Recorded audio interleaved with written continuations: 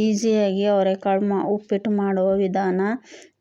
ಸಣ್ಣ ರವೆ 1-2 ಕಪ್ಪು, ಅದಕ್ಕೆ ಸ್ವಲ್ಪ ಎಣ್ಣೆ ಹಾಕಿ ಹುರ್ಕೋತಾ ಇದ್ದೀನಿ. ಸ್ವಲ್ಪ ಕೆಂಪಗಾಗುವವರೆಗೆ ಹುರ್ಕೋಬೇಕು.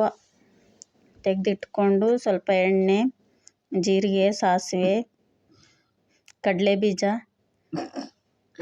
ಕಡಲೆಬೇಳೆ, ಈರುಳ್ಳಿ, ಸ್ವಲ್ಪ ಹಸಿಮೆಣಸಿನ್ಕಾಯಿ,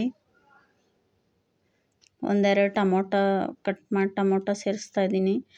ಟೊಮೊಟೊ ಸೇರಿಸಿ ಸ್ವಲ್ಪ ಮೆತ್ತಗಾಗೋರು ಹುರ್ಕೊಂಡು ಸ್ವಲ್ಪ 1-2 ಸ್ಪೂನ್ ರುಚಿಗೆ ತಕ್ಕಷ್ಟು ಉಪ್ಪು, ಬೇಯಿಸಿಕ್ಕಿರೋದು ಅವರೆಕಾಳು ಬಟಾಣಿ ಸೇರಿಸ್ತಾ ಇದ್ದೀನಿ. ಅದನ್ನು ಸ್ವಲ್ಪ ಹುರ್ಕೋಬೇಕು. ಅದಾದಮೇಲೆ ಕರಿಬೇವು ಸೇರಿಸ್ತಾ ಇದ್ದೀನಿ.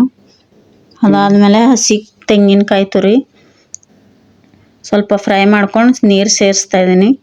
ನೀರು ಹಾಕ್ಬಿಟ್ಟು ಸ್ವಲ್ಪ ಕೊತ್ತಂಬರಿ, ಅದಾದಮೇಲೆ ರವೆ ಸೇರಿಸ್ಕೊಂಡ್ರೆ ಅವರೆಕಾಳು ಉಪ್ಪಿಟ್ಟು ರೆಡಿ ಆಯಿತು. ರವೆ ಹಾಕ್ಬಿಟ್ಟು ಸ್ವಲ್ಪ ಸಣ್ಣ ಉರಿಯಲ್ಲಿ ಪ್ಲೇಟ್ ಮುಚ್ಚಿಡಬೇಕು.